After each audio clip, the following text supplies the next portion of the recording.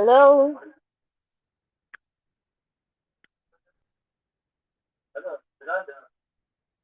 Hello, can you hear me?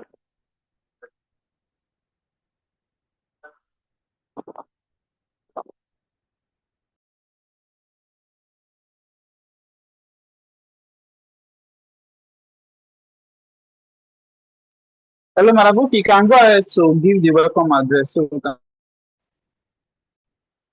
Okay, I think I've already done that. I think majorly by welcoming everybody aboard. I think I've done that. So without taking so much of our time, let me just go straight into the profile of today's presenter. So our presenter is Mr. Dako Molade. He's a qualified safety and sustainability practitioner and consultant with over 24 active and consistent years of experience in occupational health, safety, environment, and project management administration, operations, training and consulting for clients in the oil and gas, construction, power and energy, manufacturing institutions, and other industries. He's the CEO of Hybrid Group, a one-stop shop for everything safety, training, consultancy, etc. He has an MSc in Environment and Safety Management and other professional qualifications such as NEBOSH, IOSH, etc. He's an alumnus of Harvard School of Public Health, London School of Business and Finance, Lagos Business School, Columbia Southern University, University of Agric, Abia State, etc. He's the ex-chairman of IOSH West Africa. Is the president of Safety Advocacy and Empowerment Foundation, that's SAEF. He's the National Publicity Secretary for the Oil and Gas Trainers Association of Nigeria, OPTAN. He's a board member of Occupational Safety Society of Nigeria. He's the founder of Dako Molade Empowerment Initiative. He's a safety practitioner, entrepreneur, advocate, consultant, trainer, auditor, coach, mentor, and speaker at conferences. Professionally, he has certifications in occupational health, safety, and environment management. He's also a member of many internationally recognized and technical bodies, including IOSH, PIN, OPTAN, IIRSM, ASSP, AIHA, ISPON, IFL, and many others. Socioeconomically, he is involved in human empowerment and capacity building in the areas of HSE and project management. As a coach and mentor and regular speaker at seminars, workshops, and other programs. He is married and he lives with his family in Lagos, Nigeria. His hobbies include reading, social networking, and watching football. So, can we now give a round of applause to our presenter of the day, Mr. Dako Omolade? Thank you very much. Okay, so good morning, everyone. Can you confirm you can hear me? Yes, can hear you loud and clear. All right, thank you so much, Buki. So good to hear your voice. How are you doing? I'm fine. All right, thank you so much. I'm glad to be on this call.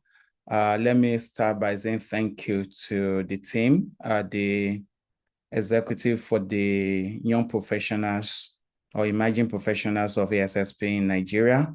Thank you to the ASSP executives also for the great job that we're doing in Nigeria with respect to building professionalism and ensuring that the younger ones are also on course to do the right thing and to know the right thing. So being here today is, again, coming back to where I've been for a while for some of us who have been here. So it's always good to be back home to SSP. I mean, for some time I was very active in the young professionals platform, which is now emerging professionals. And so I would like to say thank you to Abanom and the rest of the team for a good job that you guys are doing. Just to confirm again, Abanom, how many minutes do I have so that I can streamline my presentation to that?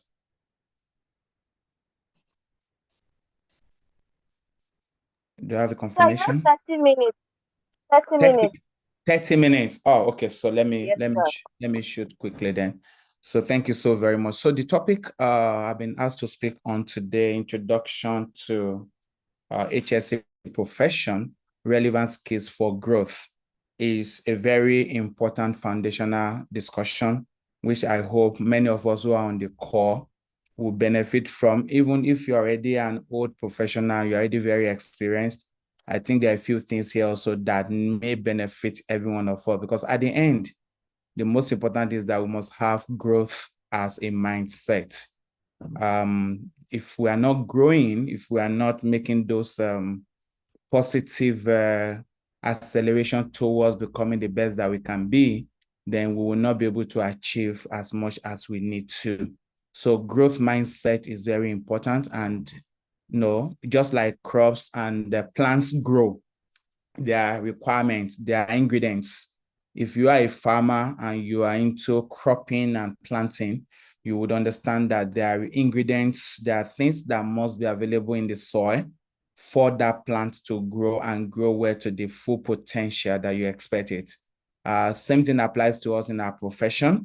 There are skills that are required for any one of us to grow, so that at the end, when you put 2-3 persons on the same table and you are checking their growth parameters, you will be able to tell the difference. And usually the difference will be those things that we're going to be looking at now.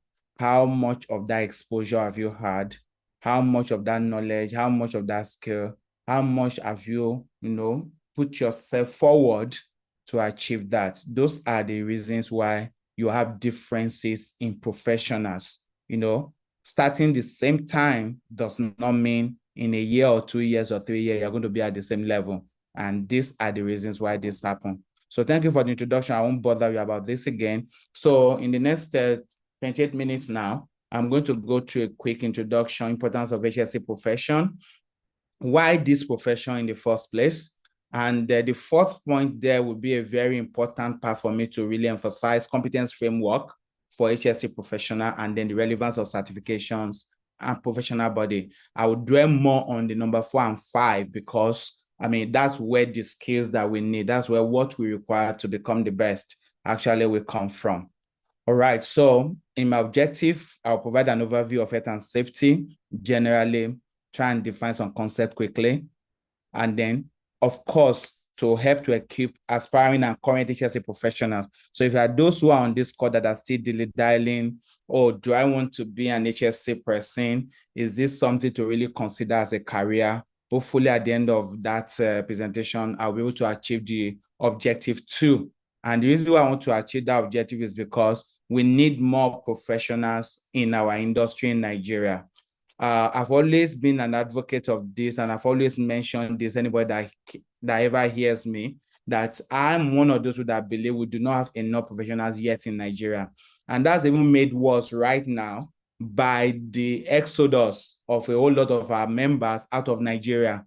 It's an exodus. If you take a count and you are in the industry, you will see that we have had a whole lot of very core professionals, very experienced people in this field who have left the shores of Nigeria to other parts of the world, and this means a gap.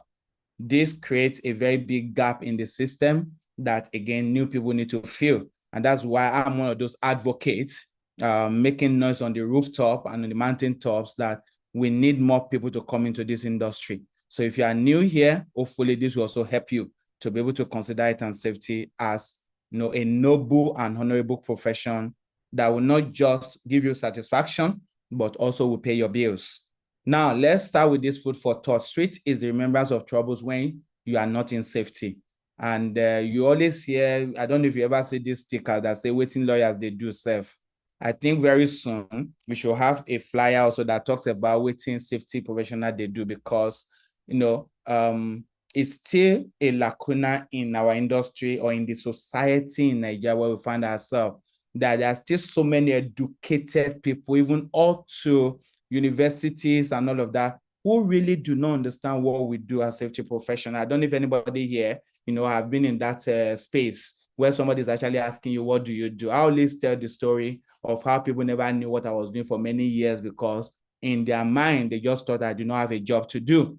So it is still maybe not as bad as it used to be some 20 years ago, but now I still know that some of us are struggling to even tell people what we do because people don't understand that profession. They don't think it is. And the truth is, when everything is safe, then you will not, you don't want to remember anything about accidents. And that's what that quote is saying here. It's when something goes wrong, as long as you are cruising, the safety processes working in your workplace, it's only when you have one incident that you understand that, incident can be something that can really cause you a whole lot of headache.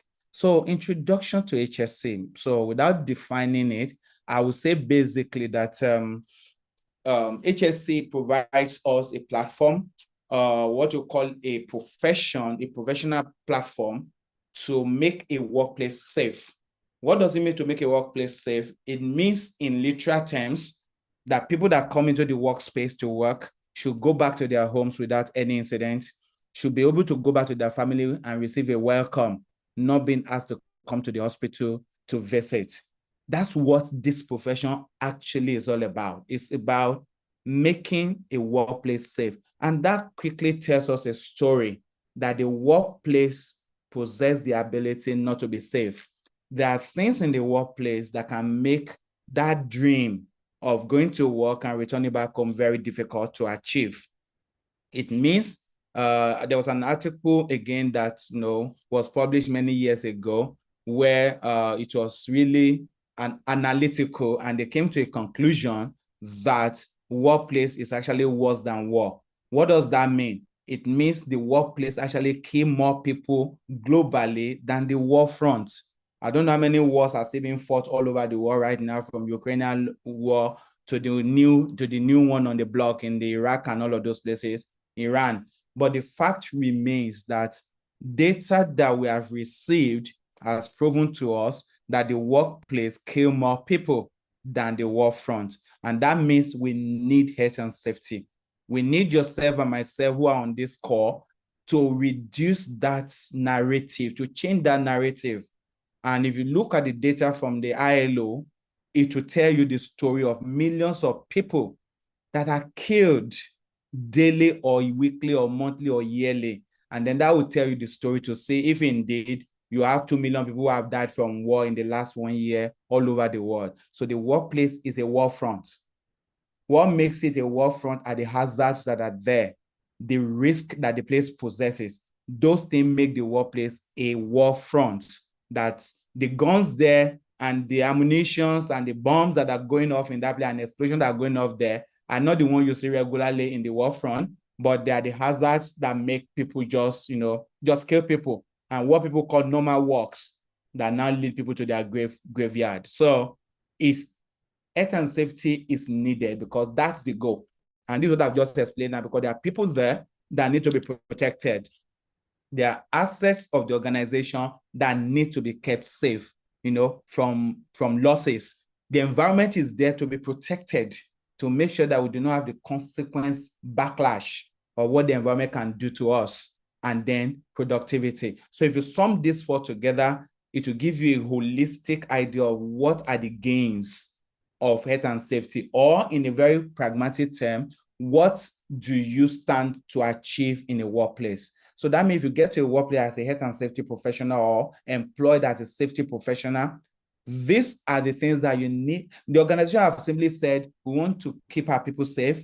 We don't want to lose our assets. We don't want our environment to be damaged. And we want to continue to produce and be sustainable. You are the one that is employed. And I always say this, people may not understand this very well. If you look at other functions in the business, the HR, the accounting, the production, maintenance, and the quality and all of that, which profession actually bring all together is health and safety. And that's where this is very important, because your role cuts across the whole process. It's not just in the marketing unit where all they want to do is go out and make sales of the production. Your job is even to protect that marketing guy on the road while he's going to make those sales. So safety is like the system itself that allows the organization to achieve its ultimate goal. And so your role the role of HSC in the business is enormous. Unfortunately, this may not be appreciated. This may not be seen so easily. And it makes people even start looking at us and saying, what exactly do you do? That's why I read it. Wait, what do safety professionals do? I'm hoping that as we grow, especially our young professionals here, someday we'll be able to come up with things that actually let people know what we do, because I don't think I've been able to fully explain it myself on what our roles are. But the truth is, we are like the sum of the whole process. And anything go wrong in any of the processes, safety will be the first to be called upon. Don't worry, even if you are not recognized as by what you do. And that's what I've just explained to us and safety. So it's about ensuring that the people, the environment, the assets, and the production continues. You may want to say that the whole idea of production for the organization is to produce and have inputs outside. That's very correct. But if an organization say, I'm doing safety, I'm doing everything, and I'm not producing, and I'm at a loss, then you may also be telling yourself as a safety person, are you doing the right things? Because part of our role is to make sure that the company can also smile to the bank. The company can be happy. They can see their productivity. They can see their profitability. Once this is happening, health and safety or HSC department or unit of the organization have something to be applauded about, because they have put all of those things together to make it happen. And so when I say the size of the problem, this is the strategy directly from ILO. And you can see what I'm talking about, of people that are killed in the course of work. I mean, this statistics simply tell those who leave their home in the morning, in the afternoon, or in the night saying, I'm going to work. I'm going to make ends meet. I would like to go and do something to take care of my family, to take care of myself. This is their data. This does not include people that just sleep and wake up, or they refuse to wake up in their homes. No, this is about work. Remember, work can also be home. So if your house has become a workplace, then it can also happen. Because these days, even in Nigeria, we're having a whole lot of people dropping and dying, So working from home and, not taking good care of yourself, and then getting caught in the war ammunitions of the workplace. According to the ammunitions, the bombs, the explosives that are all over us, at home, on the road, in the workplace, wherever. As long as it's a place where task is done, it's a workplace for you. And this data is not something that anybody can smile about. Over 6,000 vets daily globally from workplace. And that tells us the story. So you can see the importance of HSE practice. So if you find yourself in this industry, this is what your importance is. So I've just explained that safeguarding the personnel, preventing environmental damages and disaster, contributes to operational efficiency and profitability of the organization, and then reducing costs as well with accident and incident, which can, of course, help damage the reputation of the organization. So why do we need to manage HSC? Number one, moral reason, financial reason, secondly, legal reason, and sustainability. Now, for many of us that have been doing a lot of safety for a long time, we've been around moral, financial, and legal. Body of knowledge changes all the time. And there's a new reason right now that people are chasing health and safety. It's also for sustainability. So it's not just basically three again. Sustainability has come in as a concept into the reason why we must manage HSC in the workplace. So, and this can be an answer for you any point in time. Why do we need you? I want your organization to be sustainable, full stop. Let them go and decode what that means. Because for your organization to be sustainable goes beyond just making profit. And that's what HSC is all about. So cost of accident, of course, this relates to the data I've just showed you. When there is an accident, the cost is not even something. Don't worry, maybe you have about 15 or 16 listed here. I'm sure you cannot list all the costs. You can't, because it's enormous. Is it the direct cost or the indirect cost you want to look at? Or what we call the insured and uninsured cost? These costs are things that forever some of us cannot pay. There's some costs you say, I finished paying that cost, now I can move on. No, some accident costs can never be fully paid for, no matter what you do. For life, eternity, you can never fully pay for it. And this is the reality, and we say, so you pay most for safety when you try to do without it. Some costs that organizations take, or people take, or humans take, or families take, or society take when an incident has occurred, when the hazards and the bullets of hazard have been released in the workplace, you cannot fully pay. And that also means you may not even be able to fully explain it. Or what do you think you are losing because of this accident? You are only giving a temporal answer. There are some permanent losses that you cannot explain. And that tells you how. I'm just giving you all this background to understand the real importance of health and safety in the workplace. And that's why we need it, because all these bullets of hazards and all of that, chemicals and the rest of them in the workplace, can cause accidents that will change the narrative of humans and the workplace entirely. And so, as professionals, our jobs are multifaceted. By the way, this industry is multidiscipline. I don't know how many of us here on this call that actually study health and safety, especially the experienced ones that are here. How many of you study health and safety in school? I'm sure we can have some percentage, maybe 10, 15%, and that tells you very quickly that a lot of us have found ourselves in the industry, not because that was our immediate or initial study. We have found ourselves there because we have brought in the disciplines. I mean, I know people who are medical doctors. I know English English graduates, history graduates, engineering graduates, even lawyers who are all coming to the industry now.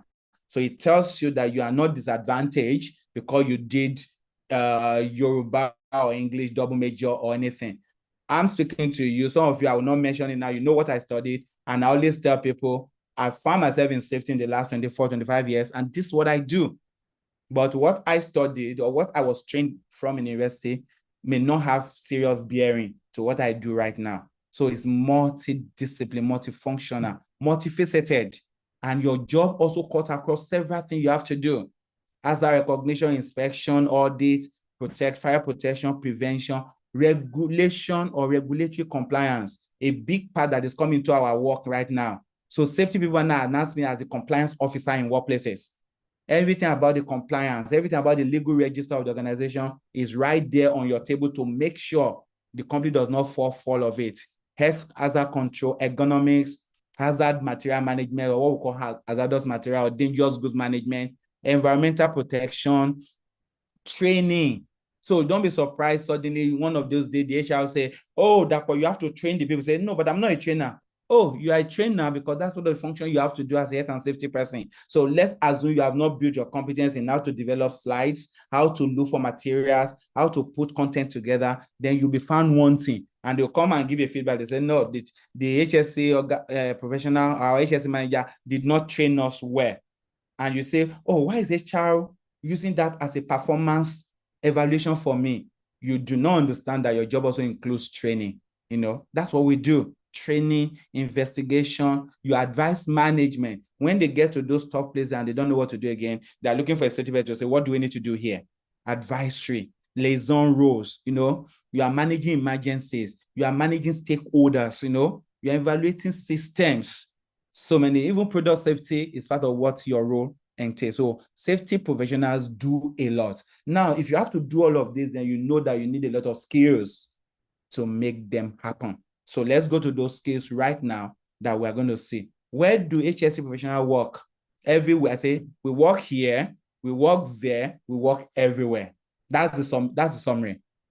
Nigeria today, you may be finding them in a very high risk environment like the construction, manufacturing, oil and gas, and all of that. But globally, which we are still coming to, I foresee very soon in Nigeria, you're going to be seeing safety officers and managers in the institutions, in the universities, in the primary schools, in the secondary schools, in university. I'm not saying they are studying safety. No, I'm not saying curriculum content development. I'm saying they are working, and you go to the university, EGPTI, where a lot of my folks here, Abano Managers are from, and you go there, they say, oh, that's our safety manager for the school. You're like, safety manager for the school. How do we get the safety manager for PTI? How do we get a safety department who are managing the safety of the personnel, the safety of the labs, the safety of the workers, the safety of the facilities? That's where we are going, because that's what you have globally. That's what you have globally. So we work here, there, and everywhere. Remember, everywhere where there are humans and their tendency for risk, a safety professional is needed. So that tells you, when people say we don't have jobs, how are you not going to have jobs? It's not because there are no jobs, because the people to create the jobs have not come to that understanding that you and I are needed. And it's already changing. One of my mentees recently called me that, boss, I got a job. I said, where? He said, in the hospital. I said, fantastic. Oh, so you are the safety manager for the hospital? You say, yes, that's it. That may sound strange. How do you become a safety manager in a hospital? Oh, it's a workplace. If you go to the issue of patient safety and all of that, you will see a whole lot of risks that happen to workers. Even patient, you come in with malaria, you go back with another disease, or you go with an injury. So there are people that must manage the hospital. There are people that must manage the hotels, hotel safety management. There are people that must manage the schools. Safety is there, here, and everywhere. So we are needed everywhere where humans are and work take place. Not just the big ones I've mentioned here, that we are all used to. Very soon you'll be seeing a whole lot of people becoming safety professional in some places that you have never heard about before. And they're like, oh, I'm in the bank. If you're in Nigeria now, you understand that is the new one now. A lot of banks now are bringing in safety professionals. They may call them a different title, sustainability and whatever, but they bring them in as safety people to come and do the job, because banks also has its own risk that they must protect. So what is this framework for HSE professional? And I'm borrowing this from IOSH, because I'm a member of IOSH. I've been in IOSH now for about 15 years or thereabout. And I can tell you that this structure framework that IOSH brought us some years ago has become a good template for anyone who wants to chase this industry. Why I may not be able to explain each of the points that you have in that circle, but I want you to understand that 3 levels. And as you grow in your career, you must transit from one to the other. A starter, anybody that is just starting, what you have as at the left-hand side, 0 to 5 years, those are my own interpretation. That's not what Irish has put there, but that's my own interpretation, because you need technical grounding when you are coming in. And so if you are going to do the next 2, 3, 4, 5 years of your life, building the technical skills through qualifications and certification, you've got to build it. As you move out of that 5 years, because this is what I tell my mentees now, I say, by the time you are 10 years in this industry, you should be a strategic leader. 10 years, you should be a strategic leader. If you are not getting there, I can say maybe your growth has been stunted somewhere along the line. And I'll show you from example of what I went through myself, because for some of us, for the first 10 years, we're still officers. Why? Because we did not have the framework to lead us to where we're going to. So we're just doing whatever. But in this generation that we are, you cannot find yourself in a place where you are just doing anything. 20 years down the line, someone will still be referring to you as a starter in the industry. And that's an insult to anyone who have paid his due and has done everything diligently. So in my own interpretation, 0 to 5 years, yeah, you are still a starter. There are a few things you may not need to know that you are not knowing, but you are building your technical knowledge. If you add another 5 years to what you have done technically, you should begin to look at more of managerial, which goes to behavioral. And that's what Ayosh put there in the behavioral, skills, working with others, teamwork, communication, personal performance. Some of us, we are in the state now where the only thing they complain about you in the workplace is that you do not know how to manage others. Technically, they say, oh, he's so sound. When it comes to doing risk assessment, doing inspection and audit, this guy is sound. But when it comes to working with his team, no. So that means you have not transited to the behavioral, which is where managerial is. And if your line managers and businesses cannot see that transition, you are just going to be a technical idiot for the rest of your life. They will know how to make you a manager, because at that level of manager, you are dealing with people, not just the technical skills. You are making people do this technical. So you must have a behavior to make them do it. And then when you add another 5 years to that, you are going into strategic leadership, where they sit you on the table and they say, tell us what do you think will happen to us in the next 1 year? Which direction are you giving to us? Which pathway do you want us to follow? How do we get to our destination? This is, for me, a framework that everyone, you can put this somewhere and say, okay, let me start measuring myself with this. What have I been doing the last 3, 4, 5 years of my life as a safety person? Or even if I'm starting now, then that means I need the next 5 years, 3 to 5 years, to build my technical skill. When I started, I could not build my technical skill for the first 2, 3, 4 years because I didn't even know what I needed to do. It was just a case of, you say this, you grab it, you say this, you grab it, until I realized, oh, in one of the conferences I attended in 2002 or 2001, and I just saw, oh, you need to do this. I was like, oh, qualification. Wow, what qualification do I need to do? And this was the qualification, and I ran for it. And then I started building that technical knowledge, when I already done some years without even knowing what I'm doing, Those days, safety people only do one thing, make people wear PPE, that's all. As long as you are strong and you can shout and you can make people wear PPE, then you're a safety professional. No, nobody does that again. Even bots are doing that right now. They don't need you to do that. They are more technical stuff. So this can guide you to what you need to do. I'll be rounding up very shortly. This is career potential. You can read about this in many publications. You have several places that you can now build your skill as a competent person. You can be a generalist because in this industry, hey, you have to start as a generalist and learn everything. But at some point, you need to start telling yourself, when they call my name, what do I want people to say about me? Oh, I want to be called an industrial hygienist specialist or a consultant in construction safety, a consultant in process safety management. That specialization. Don't jump, please, my advice. Don't jump into specialization without becoming a generalist. You need that general foundational knowledge of safety before you start dovetailing into specialization. Because if you go to specialization, coming back to generalist will be very difficult for you. And that's the way the whole world operates, actually. Every pilot that you see, we have to learn everything about piloting before they move them to a particular plane and say, this is the jet that you're flying. You are a specialist in 777. You cannot do Bombardier. Do you understand? That's the way it is. Go to medicine, you see general before you go to law, you see general before you go to specialization. In safety as well, we need to go general and then start dovetailing to specialization that you want to consider when you have built your skill in that area. All right, so now becoming a competent OSH professional, 10 more minutes, I'll be done. Before me, becoming a competent OSH professional. Now, competence, that's what I want us to look at here very critically. A specific range of skill, knowledge, ability to do something successfully, being adequately or well qualified, the condition of being capable of to meet demands and requirements. And I put some things as a competence or competencies, skills or qualification based, useful for identifying skills and knowledge gaps, describes ability to perform a set standard, that's requirement, knowledge, mastery of skills, understanding of core concepts, knowing the rules and the procedure, what we call ethics. A lot of you say, I'm a competent safety professional. These are the ingredients that make you a competent person. If you cannot see, if you are doing competence evaluation of yourself, and you cannot see some of these things I've listed here as part of what you have, you can't say you are competent. You can be trained and not necessarily be competent yet. So competence does not just come because I did a course in IGC. Oh, I did NIBOS training and I did IGC. I'm not a competent safety professional. I'm sorry, you are joking, because that does not translate to this. I used to have those days when people say, I'm just coming, I just did a master's degree. I'm saying what? Oh, in health and safety. Oh, okay. And I'm looking for a manager's job. Where? How?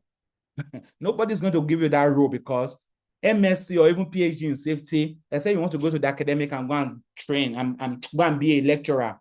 But to come into the industry, no. A PhD in safety does not give you an industry experience. Therefore, you cannot call yourself a competent person. You only are qualified or you have gained a degree, but you are not yet competent. Competence is beyond. In fact, in the new competence framework now, issues of ethics, behavior, understanding the rules of the game has become a core part of competency that everybody must consider. And you can see what I've stated here, the ingredient for competence and skill, because that's where the issue of skills are coming from. What skills do you have? What knowledge do you have? Do you have the right attitude? Do you have the experience? Can you say 1, 2, 3, there was a time I had this challenge of a risk assessment to be done, And I have to, if you cannot give those accounts, I'm sorry, you do not have the experience. Do you have goals set for yourself? Do you have knowledge of ethics? Where do you get ethics from? From professional bodies. Because this is a profession. When you are qualified and certified and have experience, you belong to a body. It's mandatory for you. That's when you learn the ethics of this game. If you do not know the ethics of being a safety professional, you will goof in the workplace. You will shoot yourself at the backside, and then you start crying foul. What have I done wrong? I don't even know what I've done. No, you haven't understood the ethics. So ethics has also become part of the competence matrix right now. Then ability, and then your growth time. So I'll tell me your story in the last 10 years. What have you done? And in the last 10 years, you cannot tell me anything you have done. I can't say you are competent. That you have had 10 years in the place does not make you competent. Their growth philosophy. Where did you start from? What could you do then? What are you doing now? Those are the things that actually give you that competence. So this should be on your table. You should be looking at it and say, what skills do I have now? What knowledge have I been impacted with? What attitude because safety professional attitude is different from those of the pilots. So you must know what are our attitudes. What behavior do we need to exhibit as safety professional? Then we need to know. So while we're at it, I want to juggle some of our brain as I close this presentation. I have 3 things here on the screen right now. And let me ask 1 or 2 persons who want to talk to me. Are there differences in these 3 things you are seeing on the screen? Training, qualification, and certificate. You can just say yes or no in the chat room. Let me see the chat room. Are there differences in all of these 3 things? Yeah, I'm saying yes. Let me see those who are participating. Yes, yes. Okay, yes. So, okay, so they're saying okay, so everybody agree with me that there are differences in all of this. Thank you very much. Nobody has said no. So that means we have that knowledge now. So let's move on from this first question. There are differences between training, qualification, and certification. Let's go to the next one. All right, so this is the difference because there are really differences, and you must know because you need the right skills to grow in this industry.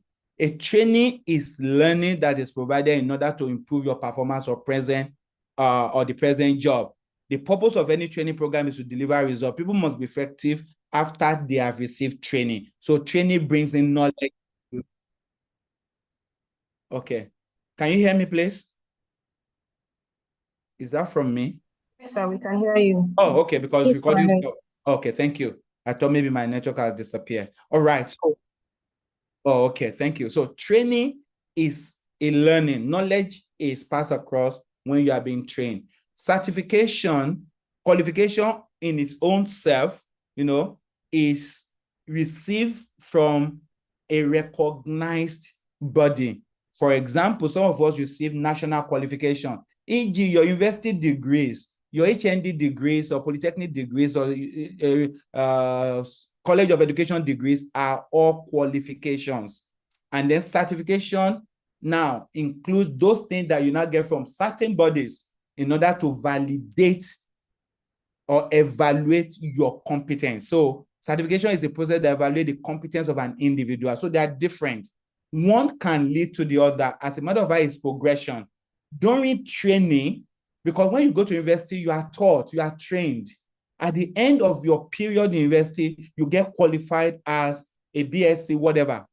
So, and then once you are qualified to now move into the industry and become a competent person, there has to be certification. So you don't just get training and become certified. No, there are different processes. There are different processes. There are many training today that do not lead to qualifications. And you may also have a qualification that does not lead to certification. I'll give you an example. I got qualified as a forester, BSc Forestry Management. That was my qualification. If I show you my university degree now, that's what you're going to see there. But that is not what I'm doing today. So I got that qualification, but I did not progress to a certification. If I had to, there are certification for forestry experienced people that I would have gone for. I moved from there to another round of qualification before I became a certified person. So they are not the same. And thank you, because I guess we all know that. So note that. Let's go to the next one. There are 5 things here, and I also want to find from if they are all different or they are the same. a training provider, an awarding body, a professional body, a certification body, an accreditation body. Are all these 5 same or different? Can I get feedback? Are they same or different? They are different, okay? Different, okay. So there are differences, fantastic. So we all believe that there are differences. That's good. So that gives us a baseline for me to explain what I want to do right now. All of them are different. I like that. So that basically actually emphasized that all of them are different. But this is the circle that we all go through. You cannot see a safety professional that have not gone through this. To call yourself an experienced or competent safety professional, you'd have gone through a whole lot of these 5 things that you're saying. So let's go to them one after the other. So if they are different, maybe I should explain them. A training provider will be a company, either limited liability or enterprise or anything that does training. And I'll give you a typical example here. For some of you who know me, Dakpo is a trainer and I run a training company. So I'm a training provider, full stop. Now, if I give you a certificate from hybrid, I'm only giving you a certificate of training, because if it has hybrid is proud to give you this certificate of completion of this training. You only get a certificate from a training provider. An awarding body is a body that, like what you can relate to your university, a body that has been accredited to provide you a qualification. So that means and to provide you a qualification means they will have training content, they will have syllabus. So from the training syllabus and content, they now provide you with a qualification. That's an awarding body.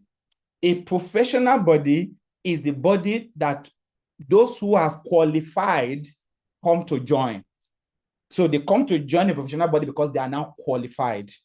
Now, certification body is the body that does what? That certifies the awarding body. So an awarding body cannot say I'm an awarding body without somebody saying, I give you this certification to say you can award certificate to people. Certification. So when you see the certification, it's coming because there is a logo, an emblem, or a seal of the certification body on it. So for hybrid to say I want to become an awarding body tomorrow, there must be another company that certify the awarding body that I'm going to be representing. That's how it goes. So you go from training to awarding to certification, and then you have accreditation body, the body that does the framework of the accreditation. This, and of course, professional body is now where we all come together to say, I can build my competence continually, because people I'm speaking with here are people that have gone through training, qualification, and certification. So let's see this. So let's see what I have on the screen. And I don't mind if I can have 1 or 2 people talk to me, so I'm not just talking alone. So let's start, even if you want to do a chat about it. I have the first one here. I have about 15 or 20 bodies here. So let's see our knowledge check. OSHA, that's OSHA. The first one you have, Occupational Safety and Health Administration. What is this body? Is it a training body? Is it a professional body? Is it a certification body? Is it accreditation body? Let's go. OSHA, once I see somebody say professional body, that's wrong. OSHA is not a professional body, because this is why I'm putting this together, because in your chase for competence, you must know what you are getting yourself into. So OSHA is not. Thank you. OSHA can be an accreditation body because it's a national body in the US. Thank you. It also function as certification body. Thank you very much. So let me also say that there are some professional body that have a side of them that is accreditation or certification. There are also some accreditation body that have membership and people can join. So Occupational Safety and Health Administration of the US is a certification, or what you can also call an accreditation body. What about IOSH? Let's go quickly. Next one, IOSH. Let me see.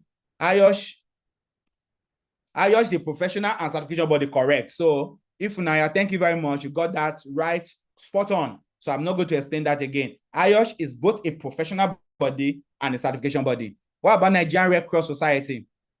Let's go. Nigerian Red Cross Society. Let's do this quickly.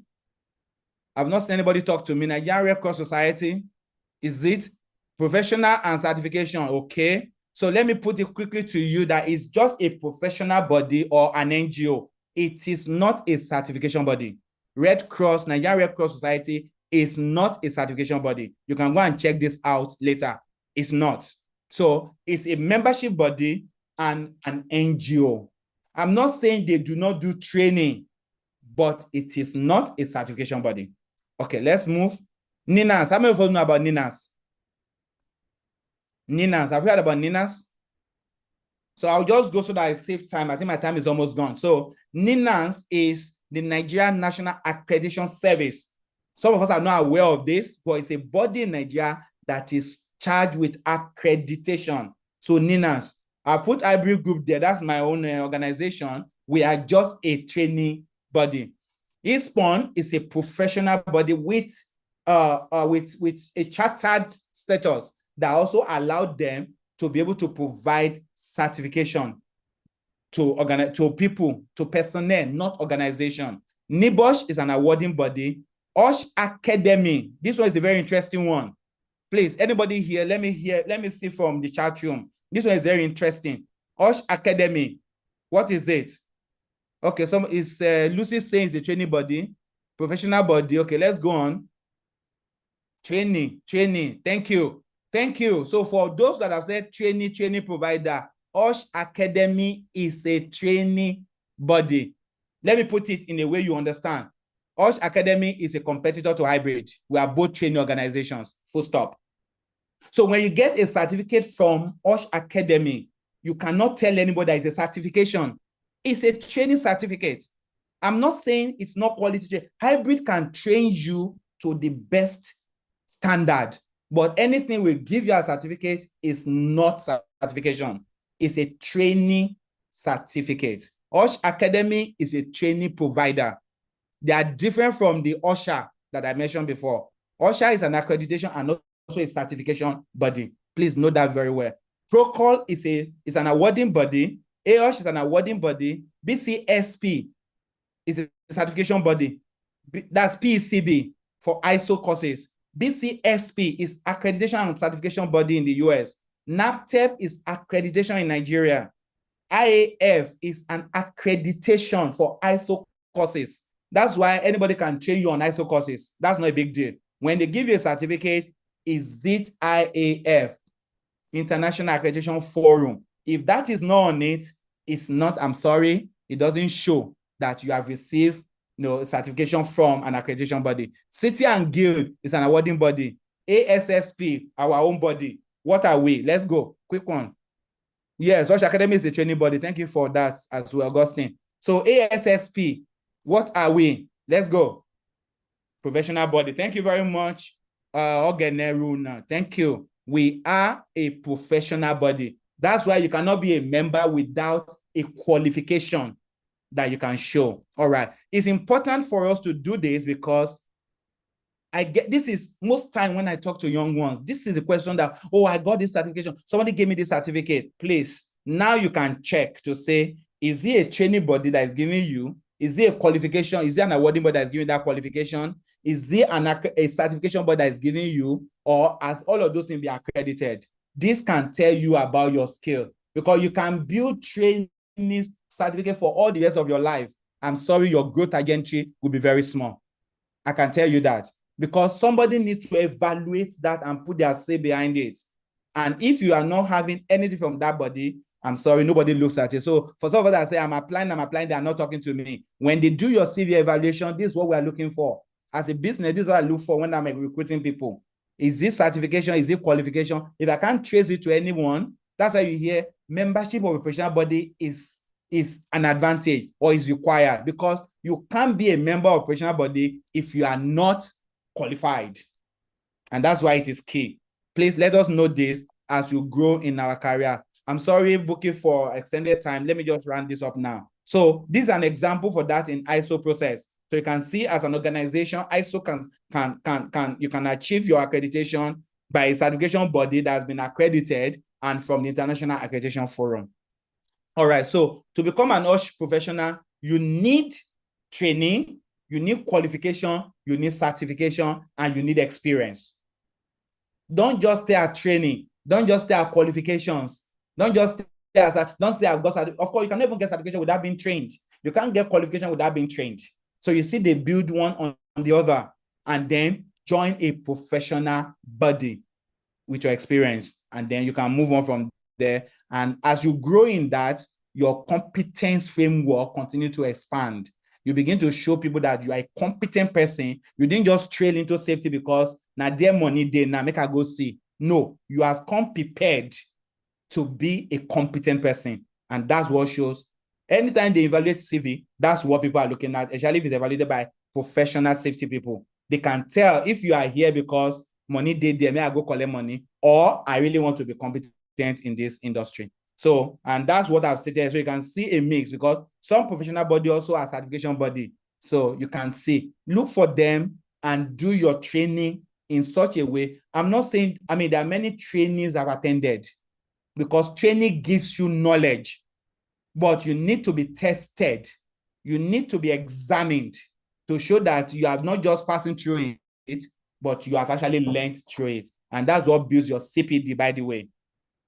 So finally, professional bodies help you very well. They can help you set standard advocacy like ISPON, networking and knowledge sharing like ASSP, promote ethical practices and accountability, provide a pathway for your career growth, and also help you in your CPD, continuous professional development. In conclusion, safety professionals have responsibilities all over, in everywhere where humans are. So your relevance cannot be doubted, cannot be relegated. You only need to prove yourself competent. You know, sometimes in the industry, when you are being overlooked and maybe your company, you are not being recognized and they're saying things you don't like, it may also be a function of your competency framework. Because if you are competent, there are things that you would have learned in the course of your skill development, that when somebody is saying things like that to you, you know how best to respond. Not by argument and fighting, but in a competent way that they know you are a professional. So let's get it. You want growth, you have to be competent. To be competent, you have to go through the different trajectory and ingredient of competency. You can't just arrive in competence and become competent tomorrow. It's a journey. I'm still growing my competence. No matter how many years you are in the industry, let's keep growing our competence, because that's what shows that you are a professional and you can make the workplace safe without accident. Thank you very much, everyone. And I hope this has been able to give you some information. God bless you. Thank you so much, Mr. Dapo. Though, yes, I know you extended the time, but it was so interesting. I couldn't even stop you in between, in the way it was going. So we really appreciate it. Time is fast spent, so we're supposed to have 10 minutes for Q&A. So we're just going to take 5 minutes, and that will be anchored by this year.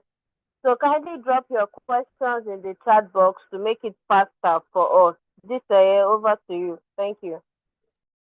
All right, thank you so much. Good morning, everyone. First, I'd like to say thank you, Mr. Dapo, for a very inspiring and educative session. I believe we must have learned it.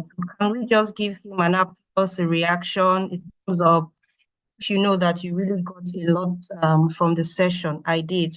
Indeed, I did. So thank you so much, sir, for that. Get right into the questions now. I can see Funaya's, but I'll just take one of the questions in the chat room. It says, how do you get back to track when your process has been stunted along the line? Mr. Dapo, how do you get back when your growth process has been stunted along the line? Okay, thank you very much. When I started my career, I had no qualification, no training. I just found myself in safety.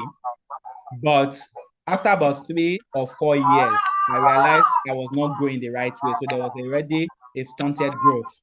I needed to go back and ask myself, what do I need to do? And the first thing to do is to go back into training. So I went for training. So it's not late. Even if you think it's been stunted, it's not late. Track back now and say, okay, if I need to have built a foundational knowledge, I've been doing training, okay, I've been doing a safety person for 10 years, but I don't have principles and knowledge. Go back to a course that will give you the principles and foundational knowledge of that thing that you are doing. That's what differentiates you from being a quack.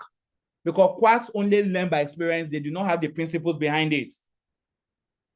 Our mechanics in Nigeria, most of them just stay there. They learn by the experience by watching their bosses, apprenticeship. If you want to go back for growth, go back to the principles, learn the principles, and then change, because some things we learn by experience may be wrong things. Until you now have the right principles, you don't know that what you have been doing is a wrong practice. It's principles and practice. Principles come from the foundation. Practice is what you get in the experience. So go back to where you can learn the principle, and I can tell you, it can give you a triple jump on what you have learned before. So it's not technically stunted. It's just because you have not done the right thing for people to see, especially when you need to progress in your career opportunities. Thank you. Right. Thank you very much, sir. Thanks for that. It's never too late to back on track. Rather than just keep going, you need to just rethink and come back. All right. I'll go to Ifunanya. You have your hand up. Can you please unmute and speak? Thank you. Good morning, sir. Good morning, everyone. Good morning, ma'am. Thank you so much, sir, for an educative section. So mine is actually a clarification on the Red Cross, whether they are professional body or certification body, because I'm well aware that they give out first aid trainings and they issue out certificates. Does it mean they are not qualified to issue out those first aid certificates? All right, so I tried to clear that. So let me again, I'm a member of Red Cross, Nigeria Red Cross, and British Red Cross. It's an NGO, number one, and you can be a member, it's a professional NGO as well. They can train, and they train well. As a matter of fact, one of the best set of people that train when it comes to retraining. However, they also issue certificate that shows that you have been trained and you can perform basic and even advanced, emergency response. I'm saying it is not a certification body. No, certification body does not mean body that issues certificates. Hybrid can issue training certificate to you, but we are not a certification body. Red Cross Society Nigeria today does not have any accreditation behind it that shows it as an award body or a certification body. That's just it. If they have that, for example, do you know the British Red Cross has an accreditation behind it? That's why some of us when I did my first aid as a first aider and a first aid trainer, I came to St. John's Ambulance in the UK, and I did British Red Cross. They gave me, because they have a body behind it that makes sure that everything they're teaching you can be verified and validated. But Nigeria, that I know as of today, is a training body, but also an NGO and a professional body. So you can, but it's not certification. Now, some of these bodies have so much power that in Nigeria, I do training from first aid to so many organizations, and they tell me very clearly, I want Red Cross certificates. So even as a training body, your certificate can be so valuable based on what you have done, and people requesting for it. Do you understand? Let me cite one that may be clear to some of us here. IATA certificates. IATA, that's in the airline industry. IATA certificate is a professional body certificate. It is not a requirement because it is not a certification. But if you are doing any training for the airline today, they will request that it is from IATA. But when you go to the Nigerian Civil Aviation Authority, who are the regulator, they will tell you straight that we do not care about certificate that you're coming from IATA. We are the regulators, and we are the one that can approve any certificate for you. That's the way it is. So Red Cross is a big organization that can provide that can provide good training and certificate. I have that certificate that I've received as being trained, but it is not a certificate body. Oh, wow. Thank you so much, sir. Thank you. Thank you, Mr. Dabo. Please, can we all mute our microphone, please? Thank you. We are running out of time. I'll just take one or two before I hand it back to Buki. So there is a question here, and it says, acquiring safety certification, undergoing training can be sometimes costly. Are there organizations or bodies that give out scholarships for individuals looking to go in the world of safety?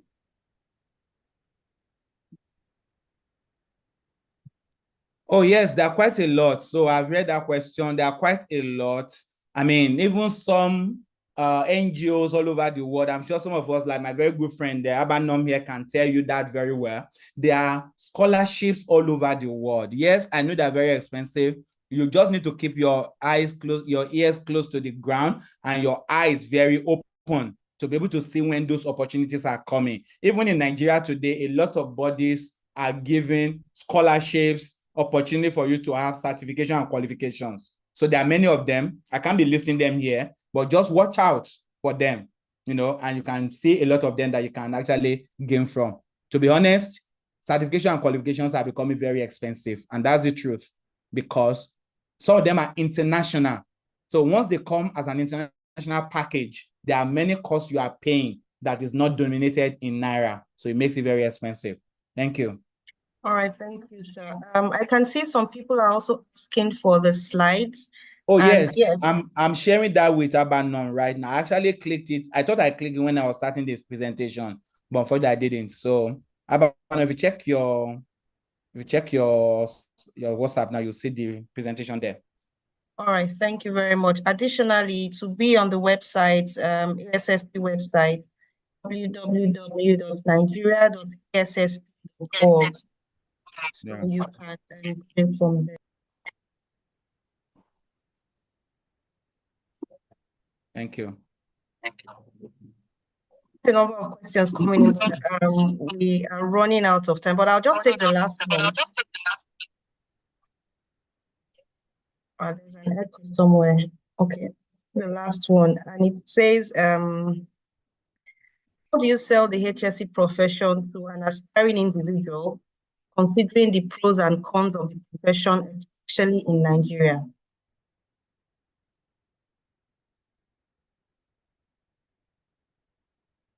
All right, can you hear me? Yes, we can hear you. So thank you for your question, Bamidele. I don't think there are cons right now when it comes to this profession in Nigeria. The cons that you are seeing may just be a temporary cons. That's, maybe you are saying disadvantage that are just there created by us.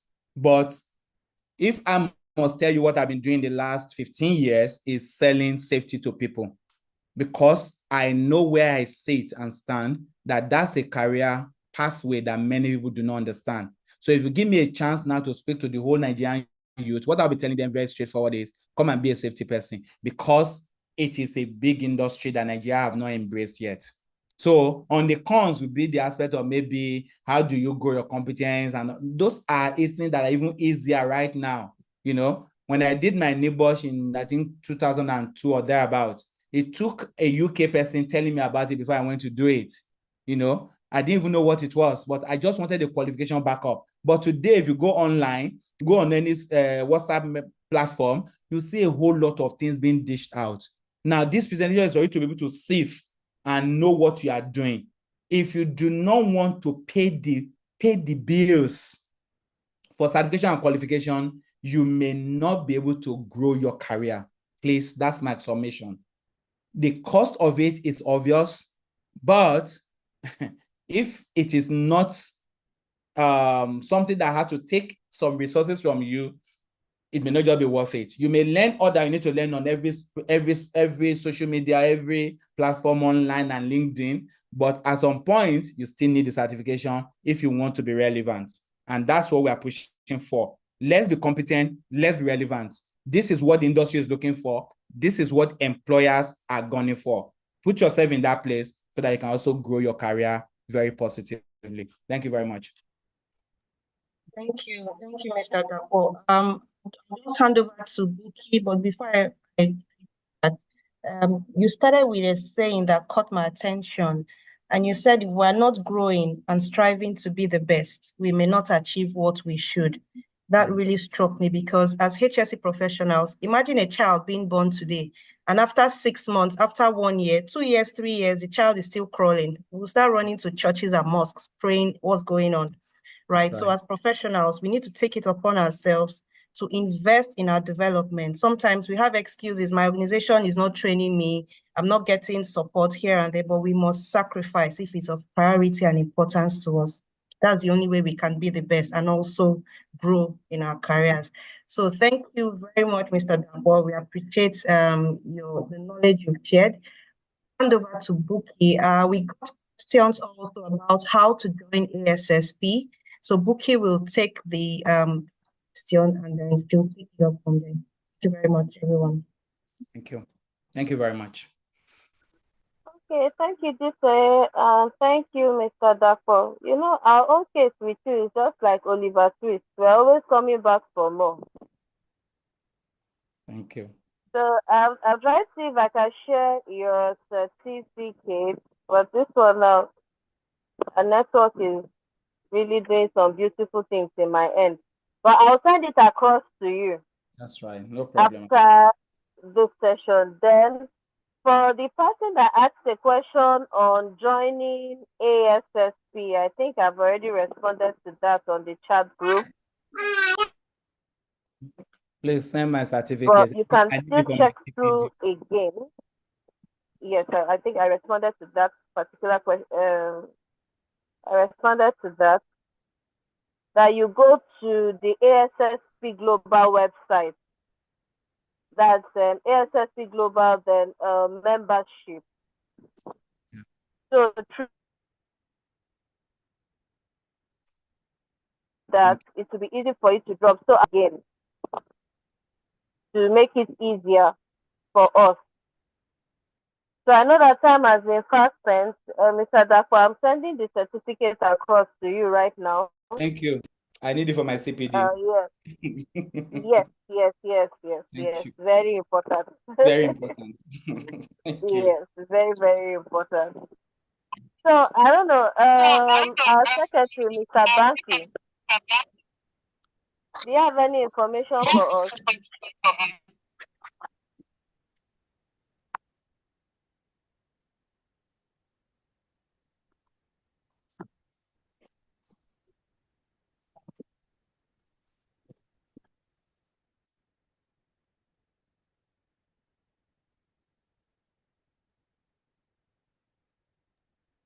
Okay, I don't think we have any information from Central Exco yet. So this is the first part of a 4-part presentation series. So the next one that will still be coming up from the Emerging Professionals team is going to be handled by Jason Kamalu. And the topic is communication and networking as tools for growth in HSE profession. And that will be on the 30th of November. So we promise to give you something that is going to be a wonderful tool for those of us that are looking for our footing. Because I remember the question Mr. Dapo asked, that how many of us studied HSE? I didn't, so I studied microbiology. But see where I am today. That's right. So the thing about it is having that interest, first of all. Yeah. When you have the interest, from that interest, then the love and passion for the career just automatically takes its own form. Yeah. So for those of us that are trying to find our footing, you spend a lot of money on training, so, but at the end of the day, it's something that will take you places, and it will even help you in interacting with people, because I can't even count the number of people I've been able to interact with through professional organizations. So let me not say my own story here, but just for us to know that there's nothing that you do on this platform that does not go rewarded. Yeah. Sometimes it could be cash, sometimes it could be professional certifications, a whole lot. So we shouldn't get tired of studying. Yeah. Because even me, I have some courses that I'm doing online that I'm still reading too. So we appreciate everybody for taking out time to be with us this morning. I know that some of us that are members of IOS, we still have another meeting by 1 o'clock. Yeah. So based on that, if we are in any way that is convenient for us, can we put our cameras on? I've been on the move since, so sorry, I can't put on my camera. Yeah. So can we put on our camera? So we'll just take a snapshot before we call it a day. Thank you. Yeah. Okay, just if I can just have 1 minute, if you don't mind.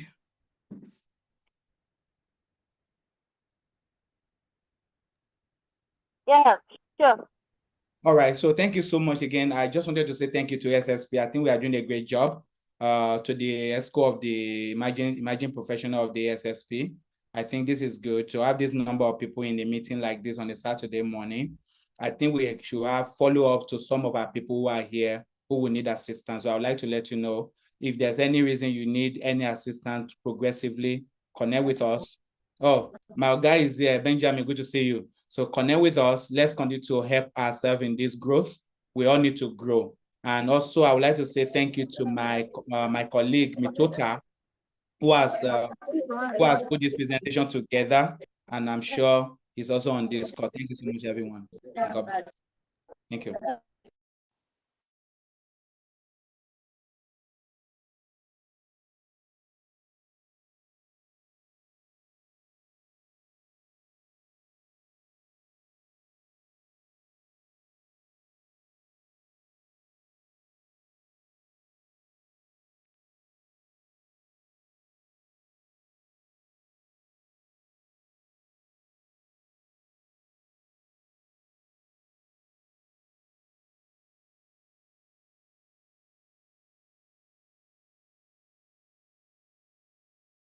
I'm still taking the snapshot.